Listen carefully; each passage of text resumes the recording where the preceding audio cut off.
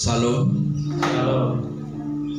Puji nama Tuhan. Tuhan baik bagi kita dan yang lain. Biarlah kesempatan yang Tuhan beri buat kita gunakan untuk memuliakan nama Tuhan, memuji, menyembah Dia. Kita akan datang pada Tuhan, kita akan masuk hadirat Tuhan, dan kita akan menyembah, mengagungkan Dia. Kita akan pujian, ku masuk ruang Maha Kudus.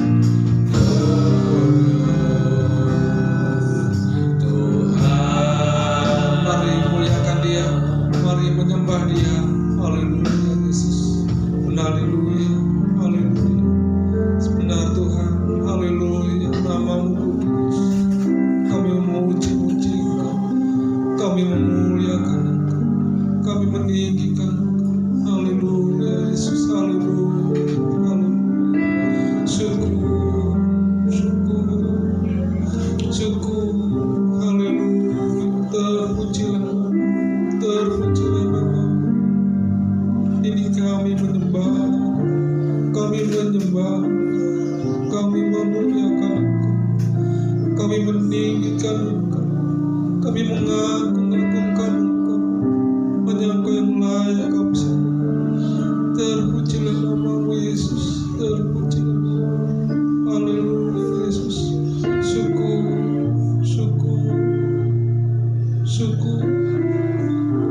Terpujilah namamu Yesus. Haleluya Yesus. Haleluya, haleluya.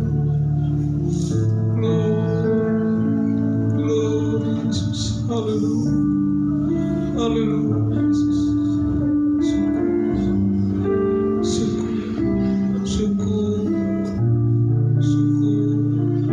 Haleluya Yesus. Terima kasih Tuhan, terima kasih.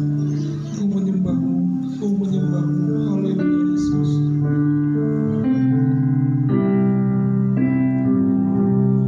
Ku menyembahmu,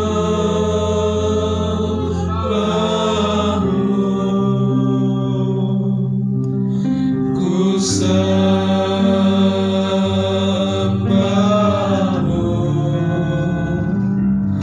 ku menyembahmu,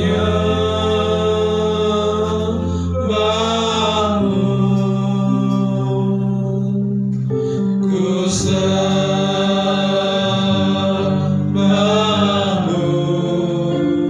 sebab namamu kudus, kudus Tuhan, sebab namamu kudus, sebab namamu kudus,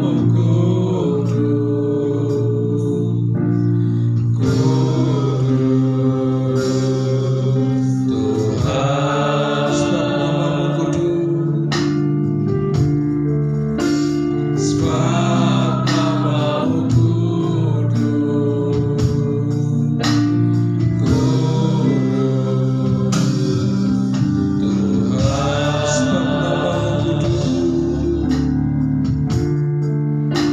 sebab namamu kudus, sebab namamu kudus,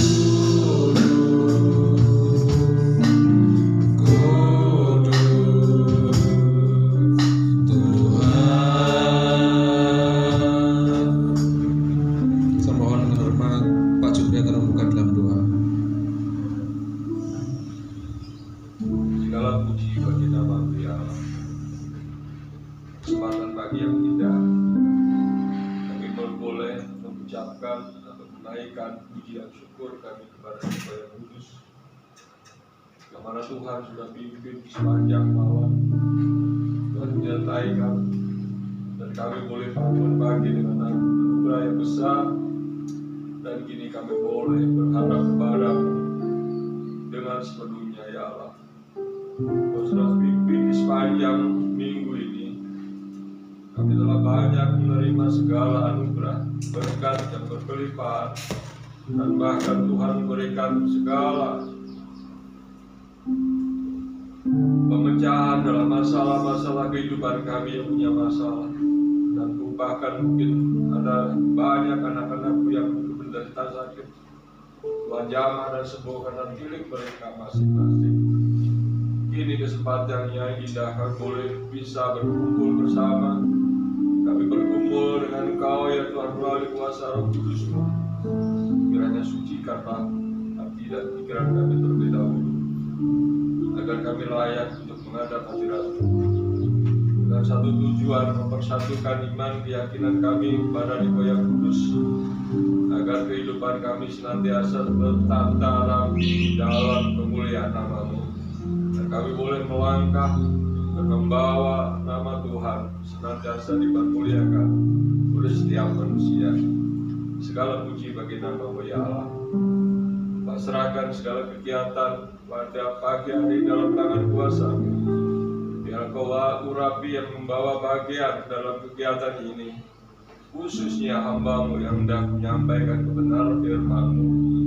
Biar Kau sendiri yang akan bekerja, Kau mengisi di dalam setiap pelosok-pelosok ruangan ini dengan kuasa Roh Suci-Mu. Usir segala kuasa yang tiada layak, agar kami bisa menikmati suasana yang indah, yang hanya suasana yang ada di ruangan ini. Kiranya dengan segala kemuliaan kami boleh pulang dengan kelimpahan berkat melalui kuasa-Mu ya. Segala puji bagi nama. kami Yesus. Inilah kesempatan doa kami. Amin. Terima kasih. Silakan duduk. Pujilah Tuhan, kalau tiap bulan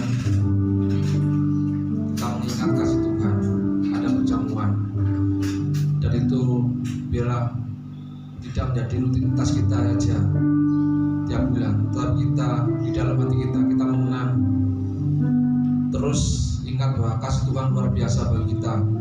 Oleh kasih yang luar biasa itu kita akan belajar hidup setia kepada Tuhan. Kita akan pujian karena salibmu hanya untuk Tuhan di hidup.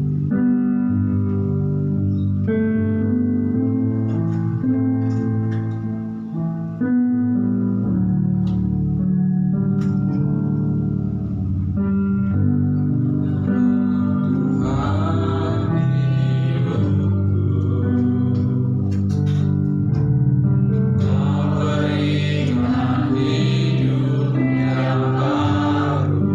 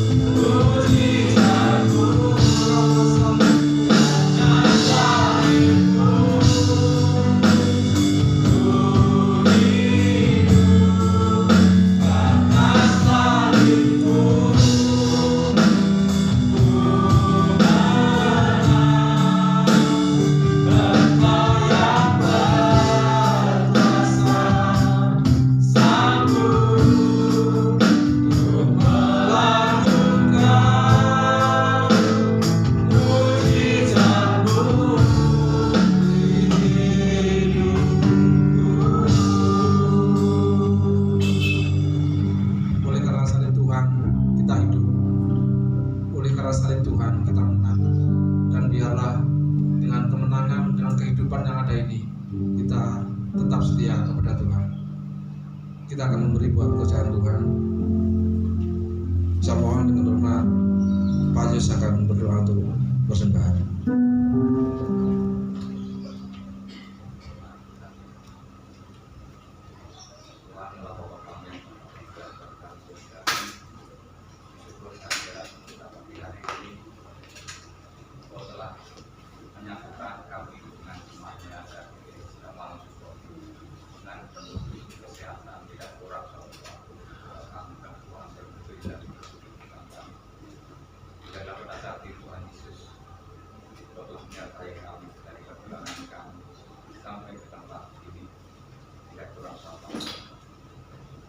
Tuhan Yesus, saat ini kami menyerahkan biarlah persembahan ini menjadi upaya harum dan dapat memperbesar kerajaan Tuhan, dan dapat memperbesar untuk pelayanan untuk SCA yang ada Tuhan. Turut campur tangan di dalam seluruh jemaat yang ada di dalam. Terima kasih Tuhan, terima kasih. Biarlah persembahan ini kami serahkan hanya di dalam nama Tuhan Yesus. Selamat kami yang hidup. Haleluya. Amin. Amin. Terima kasih. Kita angkat pujian Raneko Neko.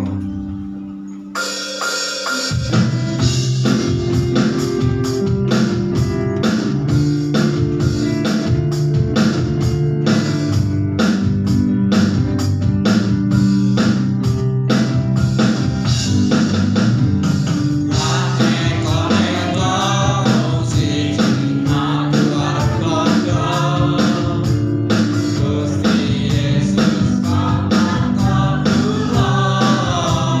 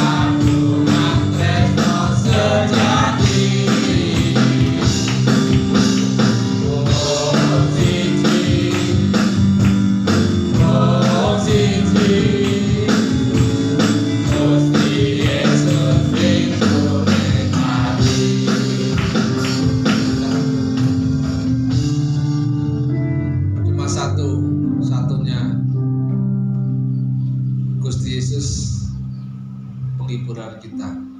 Pujilah Tuhan. Kita angkat pujian selanjutnya. Sukacitaku penuh.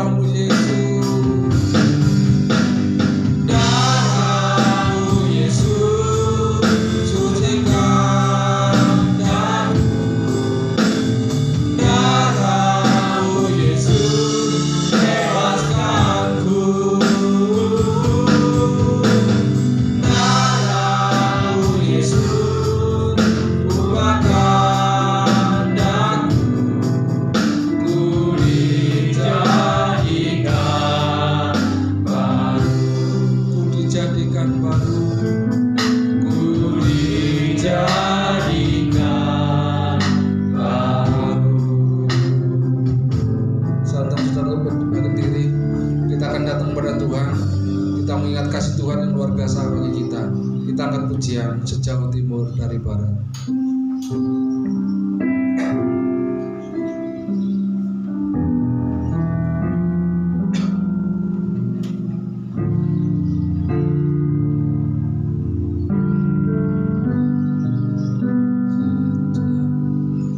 Sejauh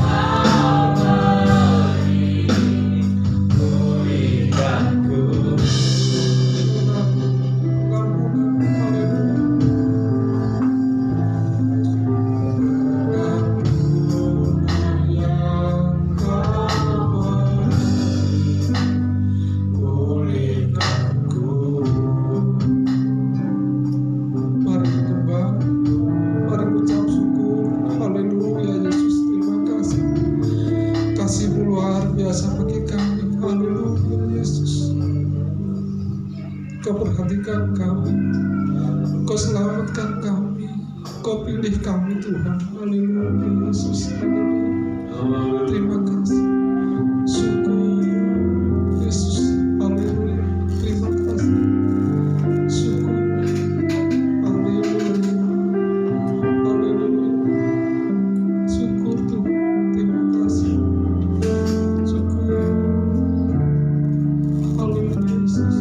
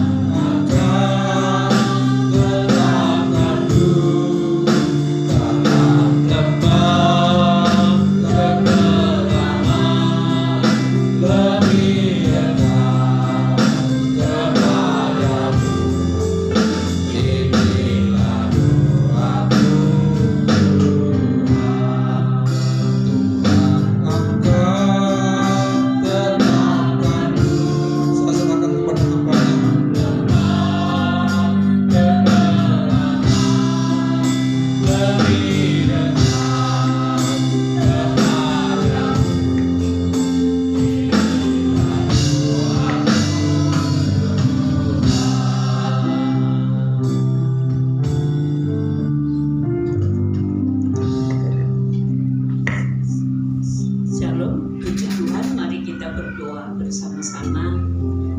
Kita mohon Tuhan memberkati kita melalui firman-Nya, dan nanti Ibu Suartini akan berdoa buat kita.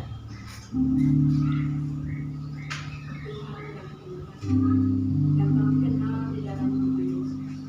Pada saat pagi ini Tuhan, kami datang dengan mengucapkan syukur karena Tuhan telah merawat kami sepanjang waktu ini. Tuhan telah memberi kekuatan dalam kehidupan kami. Tuhan telah mencukupi di dalam kebutuhan kami. Terima kasih Tuhan, terima kasih atas kasih Tuhan yang besar yang diberikan kami. Tuhan Yesus, pada saat ini juga kami datang dengan mengucapkan syukur karena Tuhan masih memberi kesempatan untuk kami memuji dan merayakan nama Tuhan. Dan saat ini Tuhan, kami akan mendengarkan akan firman Tuhan. Kau tahu Tuhan di dalam kebutuhan kami. Kami rindu mendengar suara-Mu di dalam kehidupan kami saat ini. Kau tahu Tuhan kerinduan kami. Kau tahu Tuhan kebutuhan di dalam kehidupan kami saat ini. Tuhan, pada saat ini Kau akan urapi hamba-Mu yang akan menyampaikan firman, sehingga apa yang disampaikan pada saat ini menjadi berkat di dalam kehidupan kami, dan kami dapat menerapkan di dalam kehidupan kami sehari ke sehari. Terima kasih Bapa, terima kasih. Kami serahkan semua yang hadir saat ini. Kami serahkan hamba-Mu. Hanya di dalam nama Yesus kami berdoa. Haleluya. Amin. Amin. Silakan duduk. Puji Tuhan, kita bersama-sama di dalam anugerah Tuhan pada pagi hari ini. Bapak Ibu, mari kita datang kepada Tuhan. Kita belajar kebenaran firman Tuhan tentang kasih. Kasih rela menderita. Kasih itu rela menderita. Benar saudara? Kalau ada kasih di dalam kehidupan kita, maka kita akan menjadi orang yang mengasihi Tuhan serta rela menderita. Salib adalah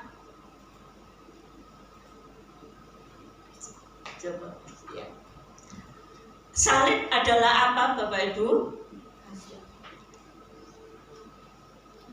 Salib adalah penyataan kasih Allah. kasih Allah itu tidak hanya dinyatakan dengan firman-Nya, aku mengasihi kamu. Tetapi kasih Allah itu dinyatakan melalui pengorbanan di atas salib.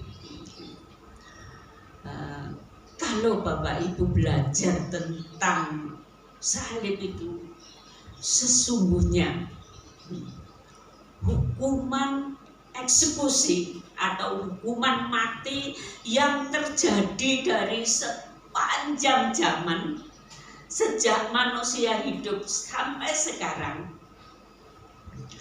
hukuman mati itu tidak ada yang lebih berat, tidak ada yang lebih ngeri daripada hukuman salib, saudara. Jadi sepanjang manusia mengalami hukuman mati, sepanjang manusia dihukum mengerikan, tidak ada yang lebih ngeri daripada hukuman salib. Kenapa, saudara? Pada zaman dahulu itu, hukuman mati itu sangat mengerikan. Kalau sekarang mungkin ditembak mati, ya, hanya beberapa menit mengalami rasa sakit.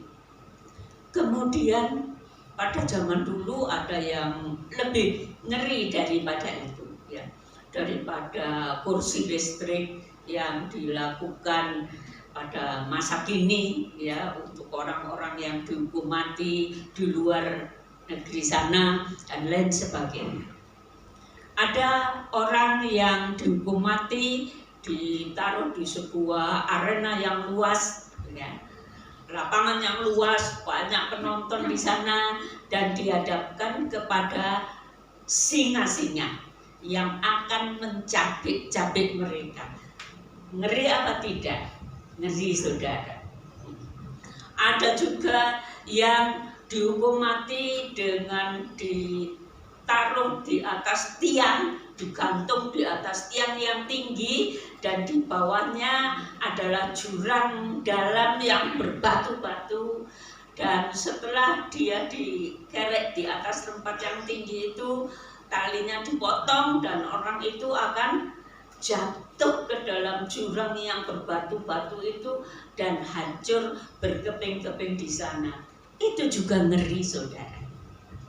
Tetapi kenapa hukuman salib itu lebih ngeri daripada semua itu?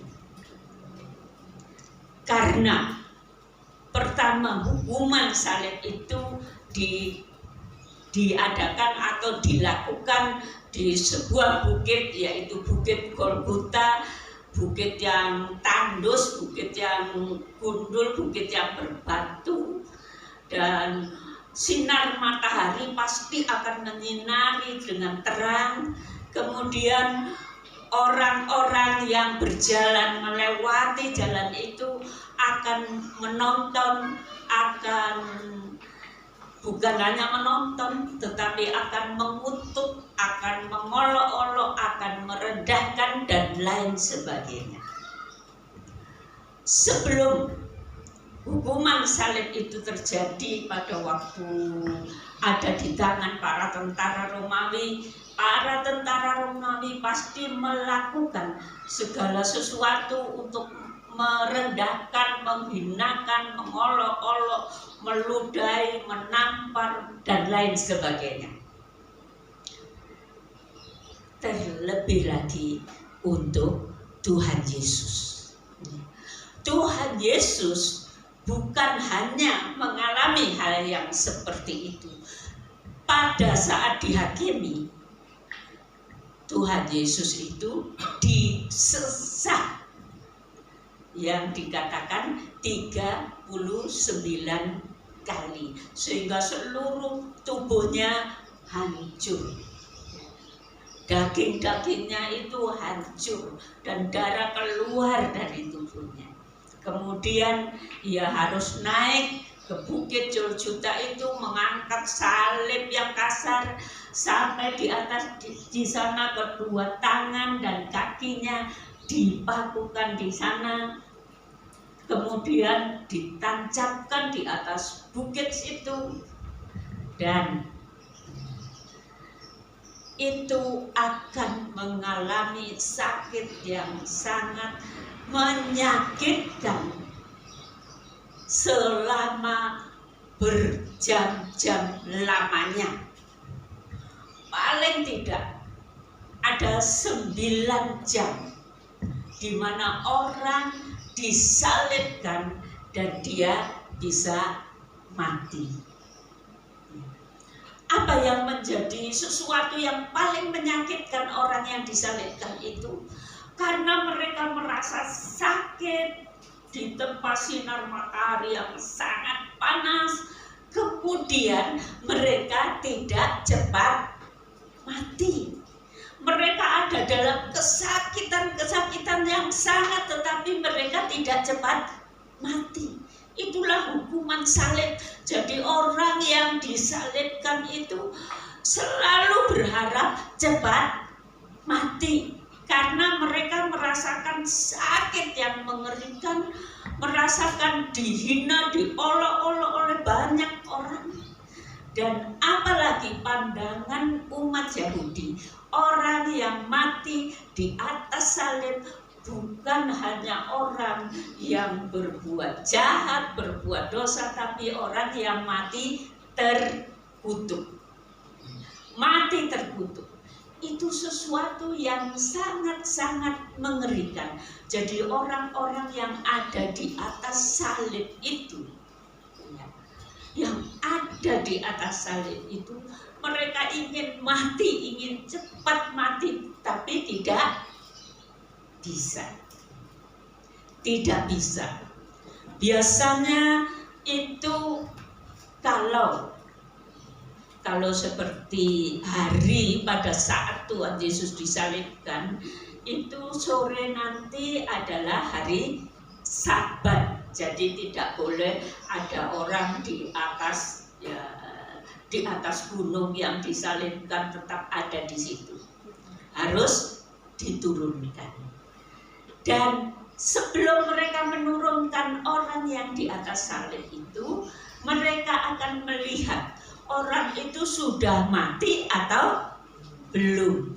Kalau belum mati, kakinya dipotong, kedua kakinya dipotong, tangannya dipotong supaya mereka mati. Itulah sesuatu keadaan yang sangat mengerikan. Tetapi sebagaimana dikatakan firman Tuhan bahwa tubuh Tuhan Yesus itu tidak akan dipotong-potong, tetapi lambungnya ditusuk dengan apa itu namanya? Maafkan, saya lupa. Ditusuk dengan tombak, ya. Kenapa kok ditutup dengan tombak? Karena Tuhan Yesus dilihat sudah mati untuk benar-benar dia sudah mati atau tidak. Ditusuk dengan tombak itu dilihat kalau ke sana keluar darah dan air, berarti orangnya sudah mati.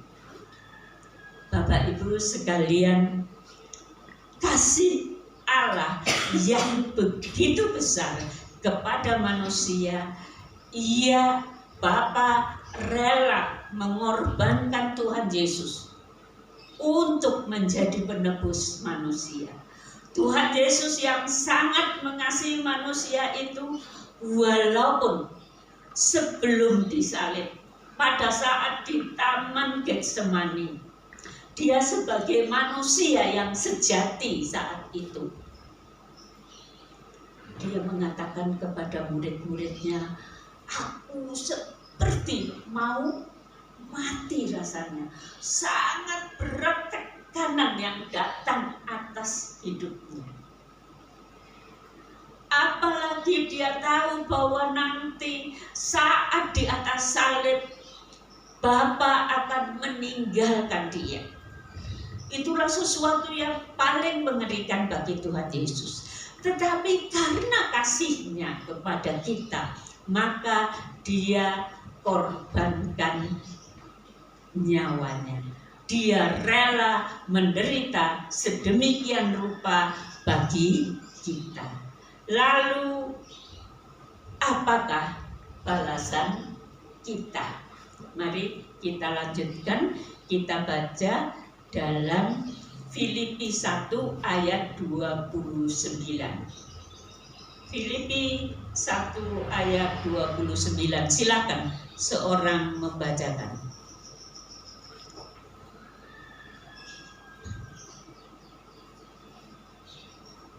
Filipi 1 ayat 29. Sebab kepada kamu dikaruniakan bukan saja untuk percaya kepada Kristus, melainkan juga untuk menderita untuk Dia. Iya, kasih yang besar sehingga rela menderita sedemikian rupa bagi kita. Kita harus membalas dengan kasih. Kasih yang bagaimana? Di dalam ayat 29 kalau kita baca di sana, sebab kepada kamu dikaruniakan bukan saja untuk percaya kepada Kristus, melainkan juga untuk menderita untuk Dia. Jadi kalau karunia Allah itu datang atas kita, keselamatan Allah itu datang pada kita karena kasihnya kepada kita. Dia mengorbankan nyawanya bagi kita. Lalu apa balasan kita? Apa balasan yang Tuhan inginkan? Kita mengasihi Dia. Dan kalau kita mengasihi Dia, dikatakan sebab kepada kamu dikaruniakan bukan saja untuk percaya kepada Kristus. Kita diselamatkan bukan saja untuk percaya, saudara, melainkan juga untuk menderita untuk Dia. Wow. Kadang-kadang kita berpikir bahwa ikut Tuhan itu enak ya, diampuni dosa kita, dilepaskan dari dosa, dijamin kehidupan kita, segala sesuatu menyenangkan dalam hidup kita, itu janji firman Tuhan. Lalu kita jadi anak Tuhan yang waduh enak-enak, senang dan senang karena Tuhan telah melepaskan kita dari penderitaan kekal selama-lamanya. Apakah begitu? Tidak, saudara.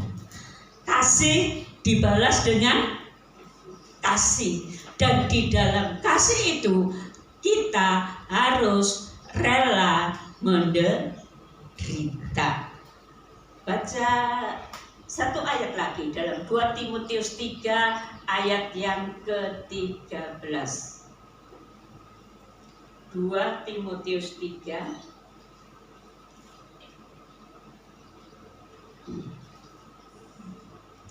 ayat 12 dan 13. Mari. 2 Timotius 3 ayat 12 sampai 13. Memang setiap orang yang mau hidup beribadah di dalam Kristus Yesus akan menderita aniaya. Sedangkan orang jahat dan penipu akan bertambah jahat. Mereka menyesatkan dan disesatkan. Nah, kita lihat firman Tuhan mengatakan ada dua keadaan yang bertolak belakang. Ya. Dalam ayat 12 memang setiap orang yang mau hidup beribadah di dalam Kristus Yesus akan menderita aniaya. Tetapi ayat 13 mengatakan sedangkan orang jahat dan penipu akan bertambah jahat. Mereka menyesatkan dan disesatkan. Kadang-kadang menjadi anak Tuhan merasa kok berat sekali. firman-Nya terlalu keras, ya. Kok saya harus berubah? Kok saya harus begini, begitu, dan lain sebagainya. Firman Tuhan mengatakan bahwa kalau kita mengikut Tuhan, itu berarti kita harus berani menderita. Jangan mengatakan, ada seorang mengatakan kepada saya, ya tante, gimana? Itu yang lain itu hidupnya jahat, tetapi kok diberkati Tuhan. Saya yang tidak berbuat jahat seperti dia, saya tidak diberkati Tuhan, saya menderita. Bapak Ibu, Saudara, mari kita perhatikan kebenaran di dalam firman Tuhan, bahwa kalau memang orang Kristen yang mau hidup beribadah di dalam Kristus Yesus harus berani menderita aniaya. Itu dikatakan firman Tuhan. Memang hidup di dalam Yesus tidak sama dengan orang yang hidup di dalam dunia ini, yang berfoya-foya, kelihatannya penuh sukacita, penuh berkat, dan lain sebagainya. Itulah yang dikatakan dengan firman Tuhan. Apakah saudara telah menderita aniaya karena Tuhan? Ya.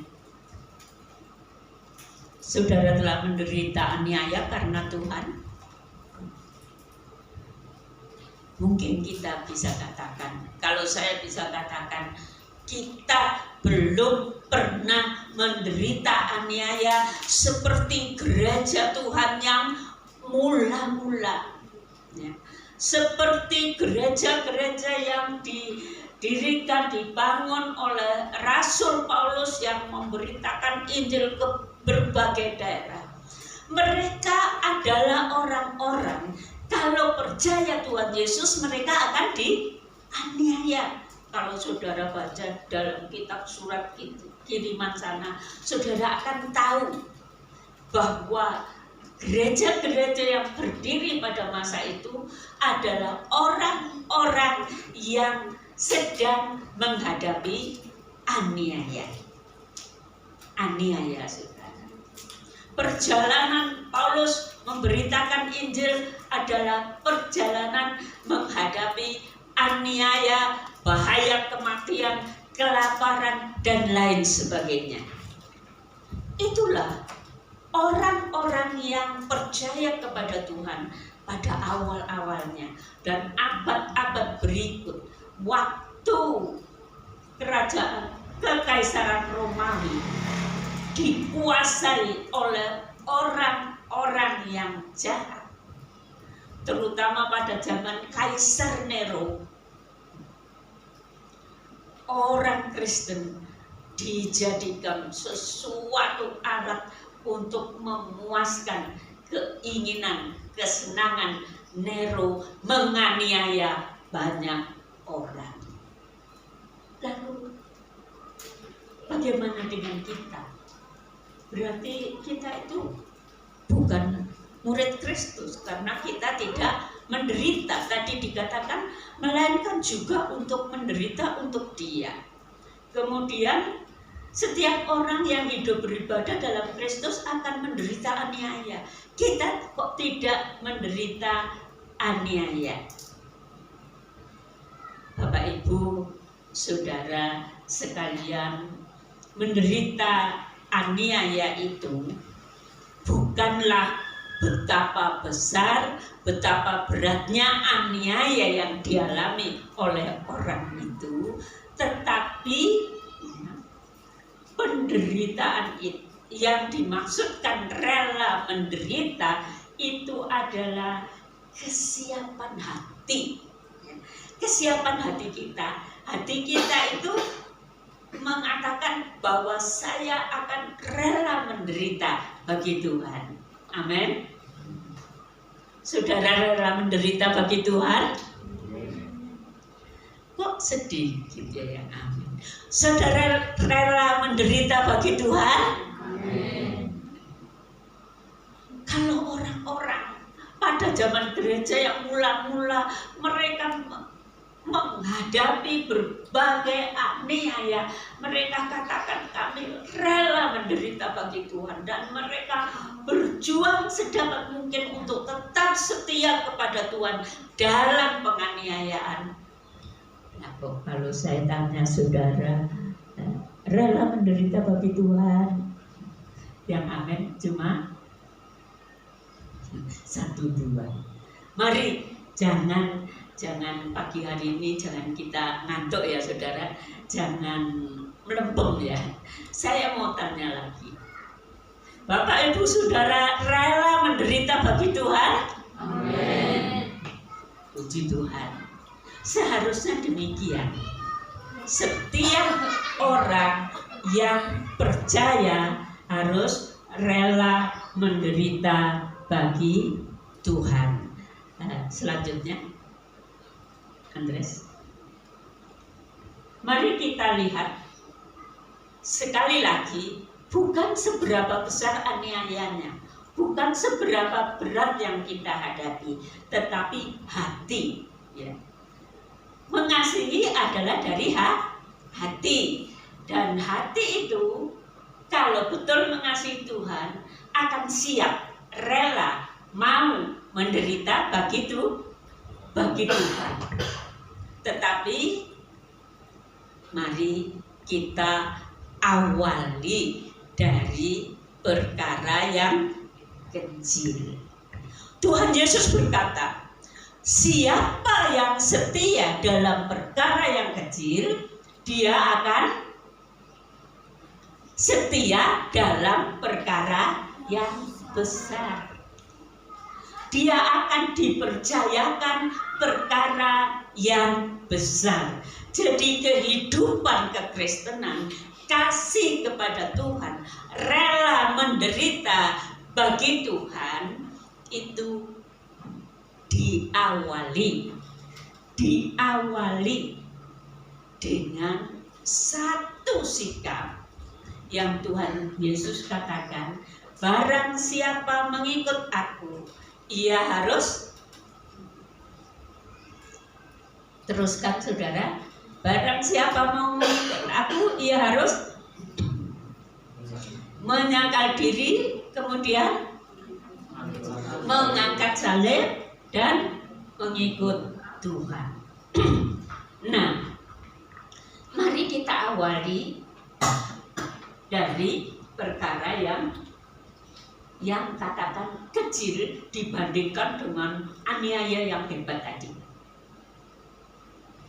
Justru Tuhan Yesus mengatakan, kalau dalam perkara yang saudara dan saya anggap kecil, itu kita tidak bisa setia, kita tidak akan mungkin berani menghadapi aniaya yang berat. Kita tahu bahwa kita berada pada akhir zaman. Nanti tiba saatnya saudara dan saya akan menghadapi aniaya. Kalau sekarang ini kita tidak menyiapkan diri di dalam perkara yang kecil, maka mampukah kita nanti itu menghadapi aniaya? Saudara jangan berkata, wah aku rela mati bagi Tuhan. Lihat dulu, dalam keadaan yang begini mungkin saudara bisa mengatakan aku rela mati bagi Tuhan. Tapi kalau saudara menghadapi aniaya seperti orang-orang Kristen pada zaman yang lampau, belum tentu saudara mampu, belum tentu saudara kuat. Karena menghadapi aniaya butuh kasih yang besar dari kehidupan kita kepada Tuhan. Nah, sekarang mari kita perhatikan. Kita harus belajar dari awal.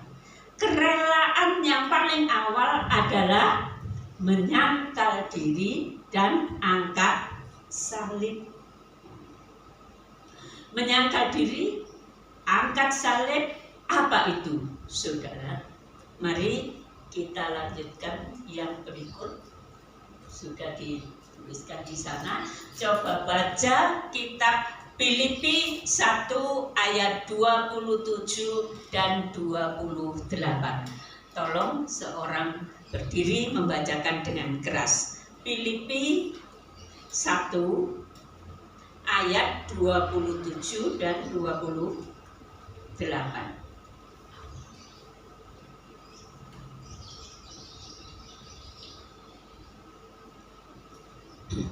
Mari saudara salah satu akan membacakan dengan keras.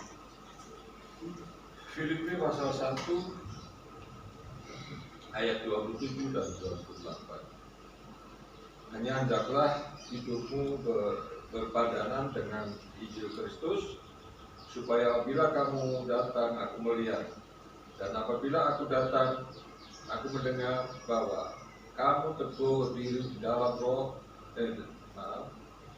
kamu teguh berdiri dalam satu roh dan sehati sejiwa berjuang untuk iman yang timbul dari berita Injil, dengan tiada digentarkan sedikit pun oleh lawanmu. Bagi mereka semuanya itu adalah tanda kebinasaan, tetapi bagi kamu tanda keselamatan, dan itu datangnya dari Allah. Iya, terima kasih. Mari kita perhatikan di sana, kembalikan Andres. Kita perhatikan di sana Filipi 1 ayat 27 28 ada 3 hal. Pertama, hidup berpadanan dengan Injil Kristus. Yang kedua, teguh berdiri dalam satu roh. Yang ketiga, sehati sejiwa berjuang untuk iman yang datang dari berita Injil.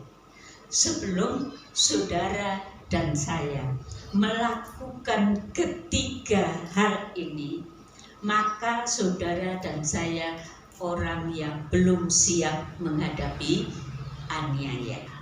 Karena itu, mari kita perhatikan ketiga hal ini. Pertama, kalau kita menyangkal diri, itu berarti kita hidup melawan keinginan daging, untuk menurut keinginan roh. Lebih enak mana Bapak Ibu Saudara? Kita ikut keinginan daging atau keinginan roh? Lebih enak mana?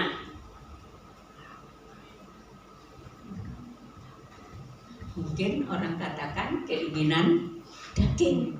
Kita merasa kalau kita ikut keinginan daging bebas, enak, sakarepku, aku ate urip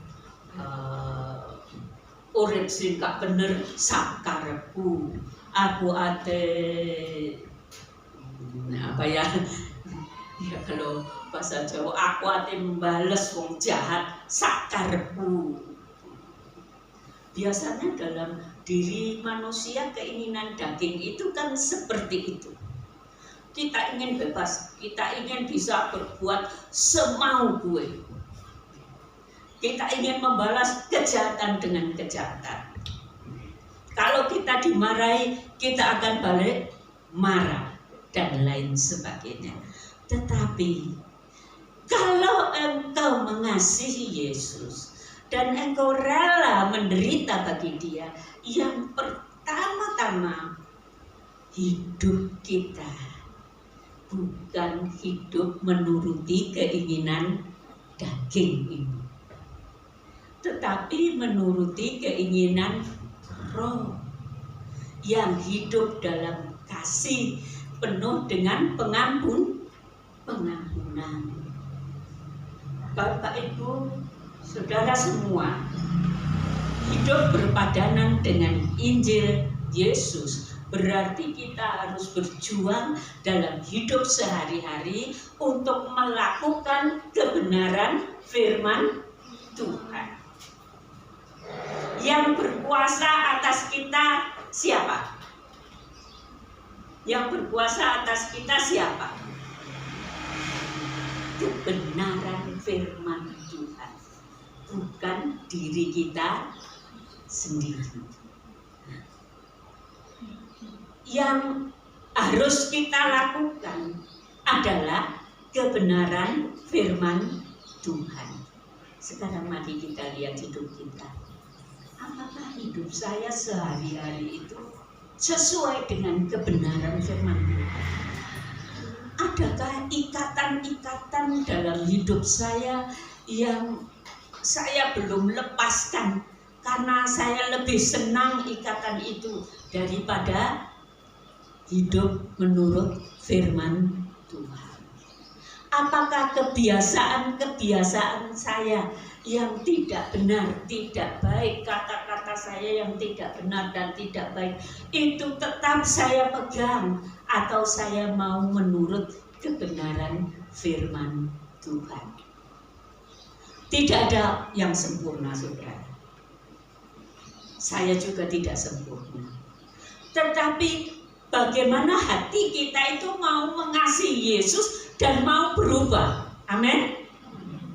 Bagaimana hati kita itu mau mengasihi Yesus dan mau melakukan apa yang Tuhan kehendaki dalam segala hal. Sampai kepada keuangan saudara, sampai kepada hal-hal yang lain di dalam kehidupan saudara. Biarlah semuanya itu saudara lakukan menurut firman Tuhan, menurut kehendak Tuhan. Saya sendiri kadang-kadang satu saat ada yang sakit, hamba Tuhan yang sakit, saya menyiapkan hamba Tuhan yang sakit, ya, bukan saudara di sini. Saya menyiapkan, saya mau transfer 500.000. Tetapi sebenarnya uang saya jauh lebih banyak dari itu. Lalu Tuhan katakan, bukan 500.000, tapi 5 juta. Saudara, kalau Tuhan berkata begitu, kira-kira saya sebagai manusia gampang enggak? Tentu tidak gampang. Mungkin yang di tabungan saya tidak berlebihan banyak. Kalau yang di tabungan saya mungkin ratusan juta, 5 juta itu kecil. Tetapi yang di tabungan saya tidak sebanyak itu. Tapi kalau Tuhan katakan kirim 5 juta, saya harus menurut apa yang dikatakan oleh Roh Kudus. Amin. Kita semua akan mengalami pengalaman-pengalaman yang Tuhan katakan sesuatu yang kita sendiri tidak berkeinginan di dalamnya. Itulah namanya kita belajar menurut Roh. Nah, hidup menurut Roh. Marilah, mungkin saudara, kalau saya minta untuk bersaksi, banyak yang akan bersaksi pengalaman hidup seperti itu. Mari kita akan lakukan apapun yang Tuhan kehendaki. Kedua, teguh berdiri dalam satu roh, yaitu Roh Allah, Roh Kudus, Roh yang menyatukan kita.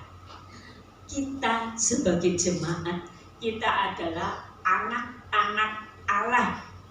Dia Bapa kita anak-anaknya yang ada dalam satu rumah. Gereja Tuhan adalah rumah Tuhan, di mana kita bersama-sama. Di dalam satu rumah itu hati kita perlu menjadi satu roh dengan saudara-saudara kita yang lain. Ya.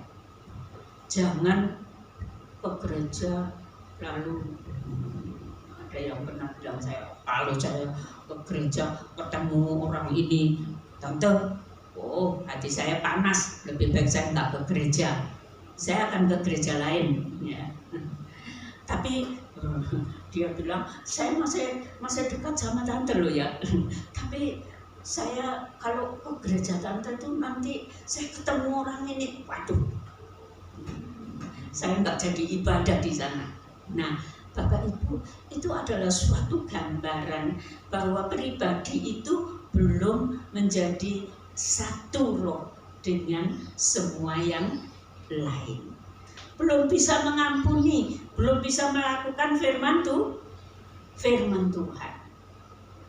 Selanjutnya, di dalam kehidupan bersama, ayat bagian yang ketiga dari ayat tadi, sehati sejiwa berjuang untuk iman yang datang dari berita Injil.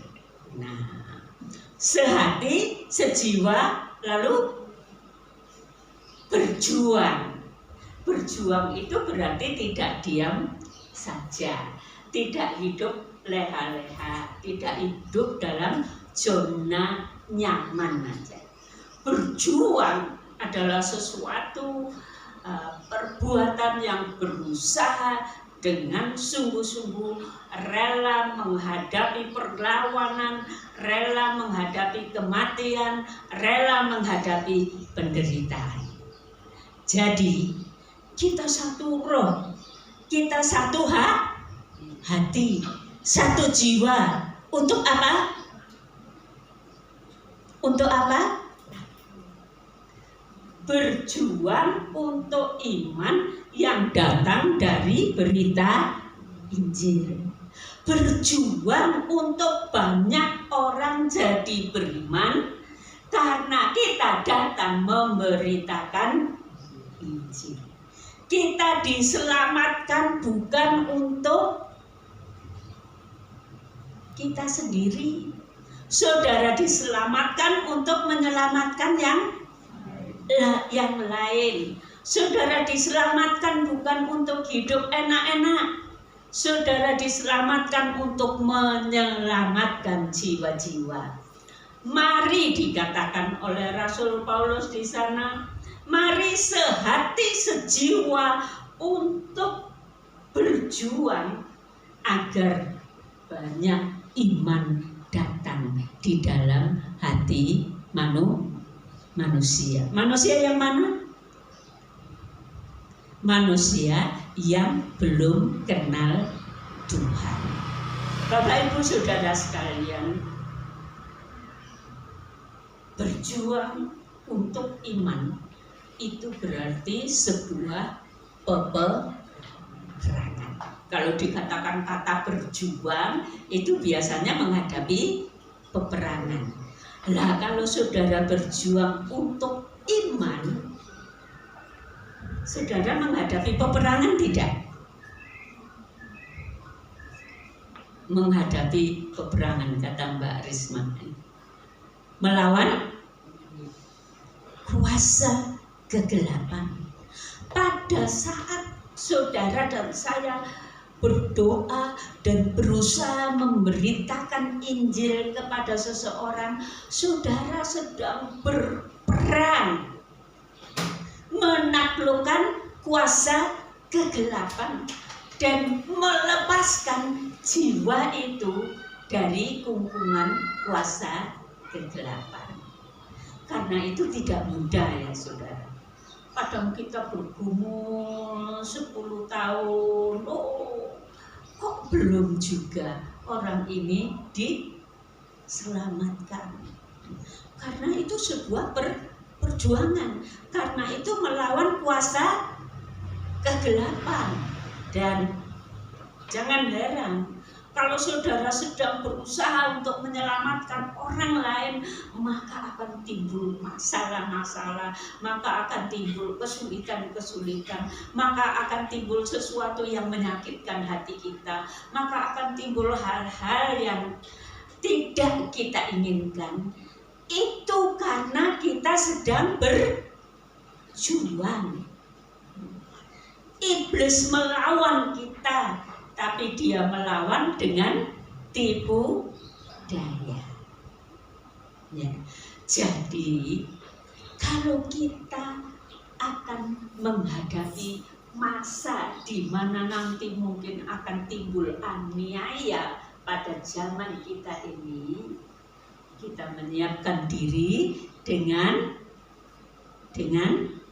berjuang untuk iman yang datang dari berita Injil. Kita berjuang sekarang di dalam doa dan di dalam sikap hidup. Kalau kita mau beritakan Injil, tapi sikap hidup kita, kata-kata kita, tingkah laku kita, semua hanya untuk diri sendiri, berpusat pada diri sendiri, saudara tidak akan menangkan jiwa. Benar? Benar, saudara. Jiwa yang akan kita menangkan adalah jiwa yang akan melihat apakah yang kita katakan itu sesuai dengan sikap dan tingkah laku di dalam hidup kita. Kalau kita itu memberitakan tentang kasih Tuhan, lalu sikap tingkah laku kita tidak mengasihi orang lain, tidak mengasihi anak, tidak mengasihi saudara, tidak mengasihi tetangga, tidak mengasihi semua, mana orang mau menerima berita Injil? Kalau kita sering memberitakan tentang kasih Yesus, tapi kita suka bohong, orang katakan, bohong aja kamu. Jadi begitulah, perjuangan kita itu diawali dengan penyangkalan diri, di mana kita hidup menurut firman Tuhan, di mana kita hidup dalam kasih. Tapi tidak cukup sampai di situ, mari berjuang untuk menjadi alat Tuhan yang berguna. Jangan bayangkan yang hebat-hebat, jangan bayangkan yang istimewa-istimewa. Kalau kita bisa ada kesempatan memberitakan tentang kasih Tuhan, ya, seperti dulu Bunel bersaksi bahwa di sekolah ingin rindu berbicara tentang Tuhan kepada murid-murid yang kecil-kecil itu. Dan itu tidak mudah, perlu proses, perlu waktu. Akhirnya satu saat bisa bercerita tentang kasih Tuhan itu. Itulah kita sedang berjuang untuk berita Injil. Ya, jangan menganggap kalau kita berjuang untuk berita Injil jadi pendeta yang besar, pergi kemana-mana memberitakan Injil. Bukan itu, saudara. Tetapi dalam hidup kita sehari-hari, dalam sikap hidup bersama dengan orang lain, ladang kita masing-masing. Pak Eko punya ladang di mana, Pak Eko? Di pasar sana, ya. Yang lain punya ladang di tetangga, keluarga di sekeliling. Yang lain punya ladang di sekolah, yang lain punya ladang di keluarga. Kita harus memperhatikan keluarga dulu yang belum mengenal Allah. Kita doakan, kita berjuang. Yang lain punya ladang mungkin di lahan pertanian, punya ladang di segala macam. Jangan berpikir yang terlalu tinggi. Berpikirlah yang sederhana, bahwa dimanapun kita berada, kita adalah orang yang sedang berjuang bagi iman, agar orang dibawa kepada iman kepada Yesus Kristus. Dan tidak ada satu di antara kita yang tidak bisa. Semua bisa, ya. Sampai kepada Jesse mungkin yang kecil, sampai kepada Kevin mungkin. Kamu punya ladang di mana, Vin? Di mana? Di sekolah. Nah, bagus. Itu adalah ladang yang Tuhan berikan kepadamu. Mari di sana untuk menjadi berita Injil. Dan kalau saudara dan saya mau dipakai Tuhan, itu tidak bisa dengan kekuatan kita, karena kita menghadapi kuasa kegelapan yang sangat cerdik. Jadi yang terakhir dikatakan, mungkin saudara bisa baca, bila melekat kepadanya, mencari dia lebih dahulu, kuat kuasa Roh Kudus membimbing, mengurapi, dan membawa kemenangan. Jiwa-jiwa diselamatkan.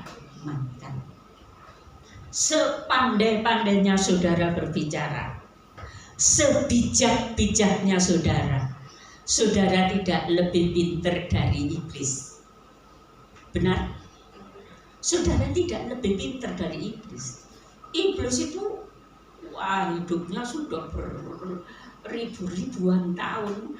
Ia sudah perhatikan banyak manusia, belajar, dan dia sudah sangat pintar menipu.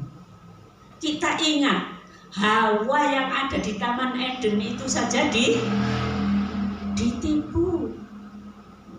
Taman Eden di mana Allah hadir di tengah mereka, Hawa bisa ditipu. Jadi saudara dan saya tidak akan mungkin bisa menaklukkan kuasa kegelapan dan melepaskan jiwa bagi Tuhan kalau saudara tiap pagi tidak berlutut dulu di bawah kaki Tuhan, membawa hati ini kepada Tuhan. Carilah dahulu kerajaan Allah dan kebenarannya, maka yang lain akan ditambahkan kepadamu. Carilah dahulu Allah, sembah puji Dia, muliakan Dia, ucapkan syukur kepadanya, dan berdoalah, Tuhan, saya tidak mau hari ini enggak berguna. Saya mau hari ini saya dipimpin oleh Roh-Mu, Tuhan. Saya mau hari ini saya berjuang bagi Injil. Amin. Jangan lewatkan hari saudara tanpa berdoa kepada Roh Kudus agar Dia mengurapi kita, memimpin kita untuk berjuang melepaskan jiwa dari kegelapan. Itulah perjuangan saudara dan saya. Jikalau kita tidak berjuang, hidup kita menjadi sia-sia. Sampai di sana nanti kita menjadi malu, saudara. Katakan nanti kalau bertemu dengan Tuhan di sana malu, karena waktu di dunia kita membuang waktu. Karena itu mari kita serahkan hati kita. Kita berkata kepada Tuhan, Tuhan, aku mau mengangkat salib, aku mau menurut Tuhan. Aku mau menjadi alat-Mu, aku mau berjuang bagi kemuliaan nama-Mu. Mari kita berdiri bersama-sama dan kita akan menyanyikan itu, angkat salib-Mu, turutku. Begitu Yesus berseru.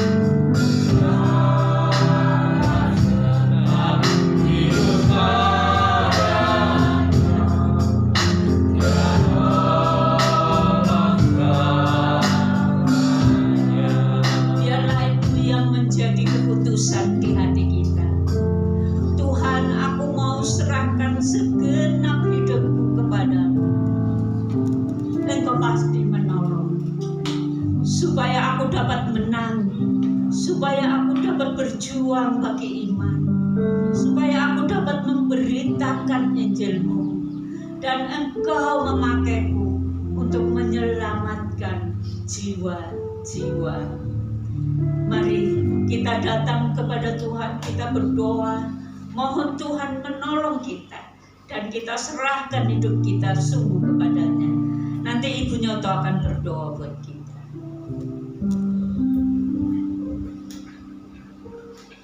Bapa di dalam surga, sungguh kami mengucap syukur pada siang hari ini. Telah mengingatkan kami Bapa, karena kami tidak egois menerima keselamatan itu Tuhan, tapi biarlah Tuhan kami siap menjadi alat bagi kemuliaan nama-Mu. Saat ini Tuhan, Kau tahu setiap pribadi lepas Tuhan. Kami datang dengan penuh ucapan syukur. Ajar kami Tuhan untuk boleh senantiasa berbaru oleh Tuhan.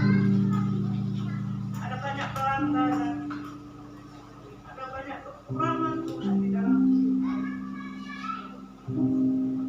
Kami menyadari ya Tuhan, kami orang yang berdosa. Tapi yang pasti Tuhan, kami tahu Kau mengasihi kami.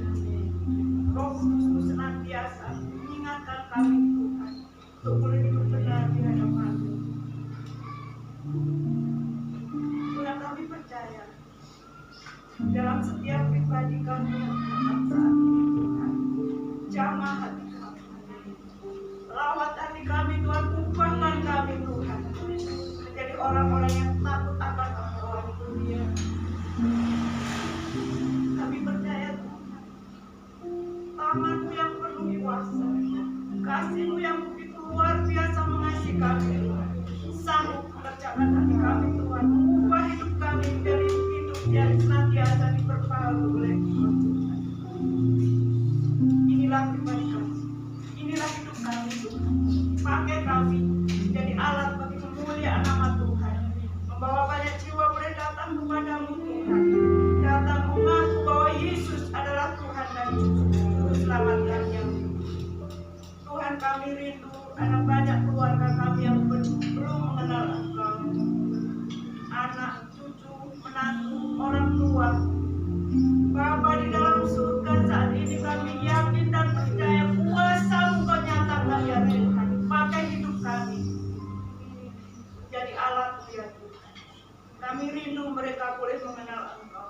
Kami rindu mereka boleh datang menyembah Engkau ya Tuhan, dan jiwanya boleh diselamatkan. Terima kasih Bapa di dalam surga. Kami percaya Bapa, setiap kami yang saat ini menyerahkan hidupnya benar-benar di hadapan-Mu, kami percaya Engkau mengubah hidup kami jadi anak-anak Dia Tuhan yang mengasihi Engkau. Karena kami tahu Tuhan, Engkau terlebih mengasihi kami. Maka nyawa-Mu, darah-Mu tercurah bagi kami orang yang berdosa ini ya Tuhan. Terima kasih Bapa di dalam surga. Kami telah menerima berkat firman-Mu Bapa. Biarlah firman-Mu boleh mengajar kami, melakukannya di dalam kehidupan kami hari lepas hari ya Tuhan. Terima kasih Bapa, Kau memberkati hamba-Mu yang telah menyampaikan firman-Mu. Kiranya Tuhan, Kau memakai hamba-Mu lebih untuk kemuliaan nama Tuhan, membawa kami jemaat-Mu untuk lebih takut akan Engkau dan semakin dekat melekat kepada-Mu ya Tuhan. Terima kasih Bapa di dalam surga. Sebentar kami akan menerima darah. Kiranya Tuhan ampuni kami, layakkan kami ya Tuhan, dan Kau memberkati alat-alat yang akan kami gunakan, menyucikan, menguduskan, terlebih-lebih Tuhan, Kau berkenan atas kami. Inilah persembahan kami Tuhan, hidup kami, tubuh kami, untuk kemuliaan bagi nama Tuhan, dan bawa kami Tuhan untuk lebih setia lagi kepada-Mu, jadi alat ya Tuhan. Terima kasih Bapa, bila doa kami, ucapan syukur kami, kemuliaan hanya bagi Engkau, Allah yang hidup, yang kami sembah di dalam nama Tuhan Yesus. Haleluya. Amin. Amin. Silakan duduk. Bapak Ibu, kita akan masuk dalam acara perjamuan kudus. Saya mohon yang bertugas pada hari ini akan datang ke depan. Kita akan menyanyikan kur pada satu bukit jauh dari sini. Bait yang pertama saja dengan gurunya.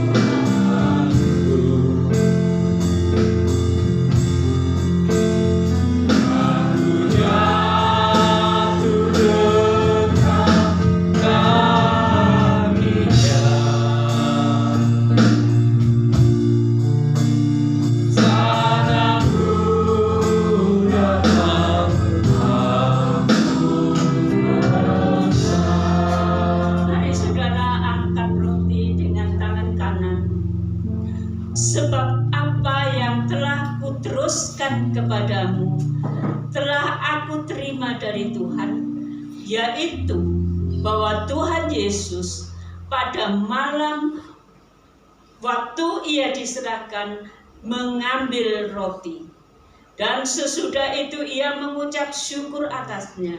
Ia memecah-mecahkannya dan berkata, "Inilah tubuhku yang diserahkan bagi kamu. Perbuatlah ini menjadi peringatan akan aku. Amin. Mari kita makan bersama.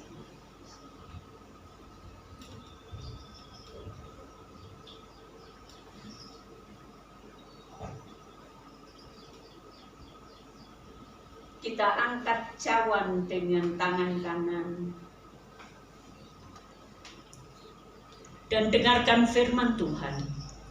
Demikian juga ia mengambil cawan sesudah makan, lalu berkata, cawan ini adalah perjanjian baru yang dimateraikan oleh darahku.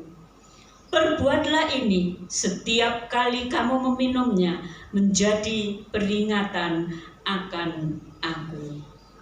Amin. Mari silakan.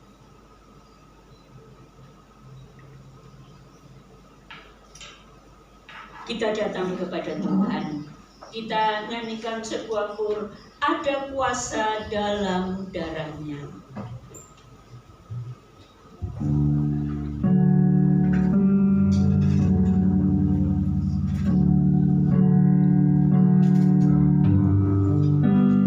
Kita angkat tangan kita dan kita berkata, ada kuasa di dalam darah Tuhan Yesus.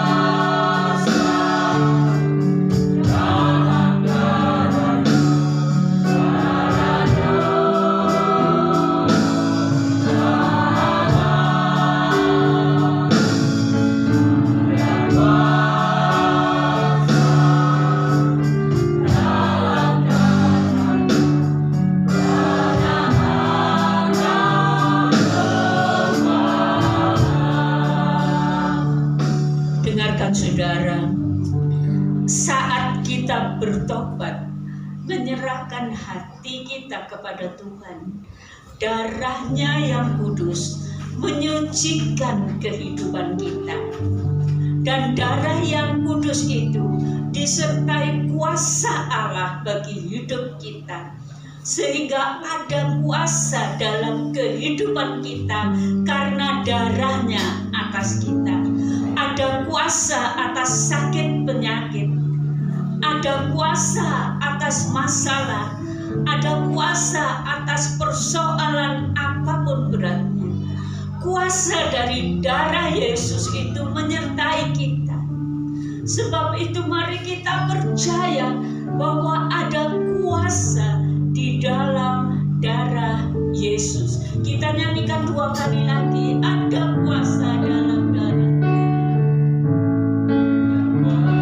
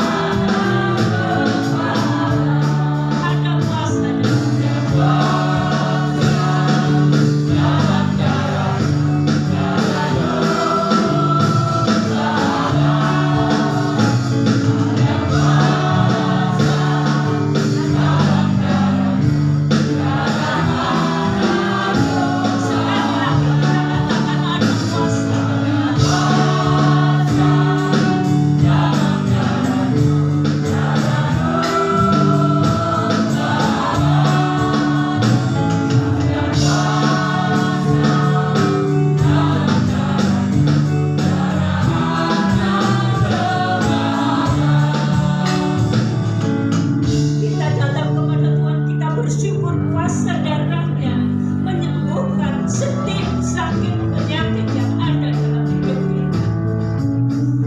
Kuasa darahnya menyertai kita, menolong kita, memberi kemenangan di dalam hidup ini. Karena itu mari kita bersyukur untuk kuasa darah Yesus yang telah mengalir atas hidup kita, atas tubuh kita, atas seluruh kehidupan kita. Mari kita bersyukur kepadanya. Nyatakan rasa syukur dengan kata-katamu kepada Tuhan. Berkatalah saudara, bersyukurlah saudara, bersyukurlah kuasa darah Yesus ada pada hidupmu.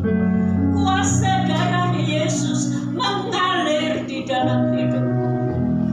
Percayalah, kuasanya telah menyembuhkan engkau. Kuasanya telah bekerja dalam tubuhmu.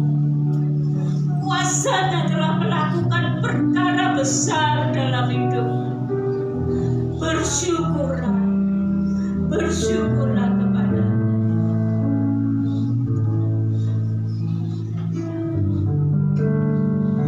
Bapa di dalam surga. Kami sangat bersyukur karena darah-Mu amat kuasa. Darah-Mu yang telah menghapuskan segala dosa-dosa kami. Darah-Mu yang menyucikan dan mengubahkan hidup kami. Darah-Mu yang sanggup menyembuhkan segala sakit penyakit. Kuasa darah-Mu di atas segala. Biarlah kuasa darah-Mu nyata dalam hidup kami. Kami percaya kepadamu. Kami bersyukur kepadamu. Kami telah sehat. Kami telah kuat. Kami telah sembuh. Kami telah menang atas kuasa kegelapan. Karena darah-Mu atas kami. Sungguh kami bersyukur kepadamu. Terima kasih Bapa. Terima kasih. Saat ini saya mohon Bapak Ibu Saudara, kita berdoa untuk Bu Grace, orang tua dari Ibu Rice dan Saudara Theo, yang kapan hari telah ada di rumah sakit dan telah pulang, tapi setelah itu keadaannya cukup parah. Jadi karena itu kita berdoa, kita percaya anak-anak yang mau membawa mereka kepada dokter yang lebih lagi, biarlah Tuhan sertai, beri hikmat, dan lebih dari itu kita berdoa agar Tuhan jamah dan sembuhkan dengan kuasa-Nya. Nanti Ibu Setiadi akan berdoa untuk Ibu. Segala puji, hormat, syukur kami naikkan di hadapan hadirat-Mu Bapa yang penuh kasih. Kami mengucap syukur sebab kasih-Mu yang besar memberikan keselamatan bagi kami. Melalui pengorbanan Tuhan Yesus di atas kayu salib, darah-Nya berkuasa untuk menebus dosa kami. Dan kami percaya bahwa kuasa itu tetap sama. Saat ini kami memohon ya Bapa, kiranya dengan darah dan kuasa Tuhan, kami bawa Ibu Grace, orang tua dari Mbak Ince Tuhan. Ketahui segala sesuatu yang telah terjadi dalam kehidupannya. Bapa di dalam surga, kami berdoa, kami memohon kepadamu. Kiranya kuasa darah-Mu saat ini Tuhan boleh menjamah, menyembuhkan, berikan kekuatan dari segala sakit penyakit yang ada Tuhan. Kami percaya Bapa, Kau juga berikan kekuatan bagi keluarga-Nya Bapa. Segala kebijakan manusia boleh direncanakan, tetapi Engkaulah Allah yang punya rencana lebih indah. Amin. Rencana-Mu atas keluarga ini Tuhan, melalui keadaan yang ada, Kau akan pakai keluarga ini menjadi berkat bagi kemuliaan nama Tuhan. kuasa-Mu boleh dinyatakan, bahwa hanya ada di dalam Engkau pengharapan satu-satunya Bapa. Pulihkan, sembuhkan Bapa.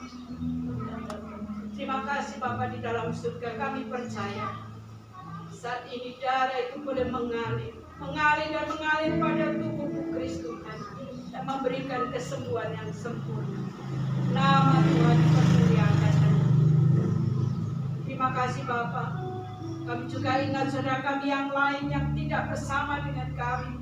Bila saat ini mereka dalam keadaan yang sakit, kami percaya di dalam nama Tuhan Yesus, oleh darah-Mu, oleh bilur-bilur-Mu, mereka boleh disembuhkan dengan sempurna.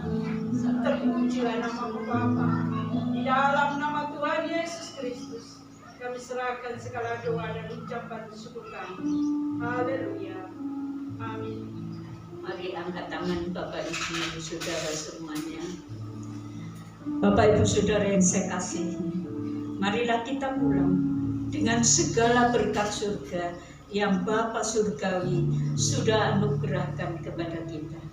Marilah kita pulang dengan kasih karunia anugerah Tuhan kita Yesus Kristus.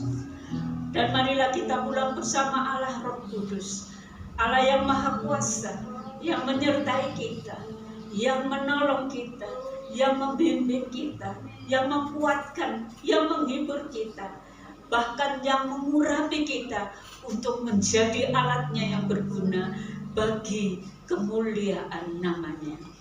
Biarlah kita pulang bersama dengan Roh Kudus dari saat ini sampai Maranatha, Tuhan datang yang kedua kali.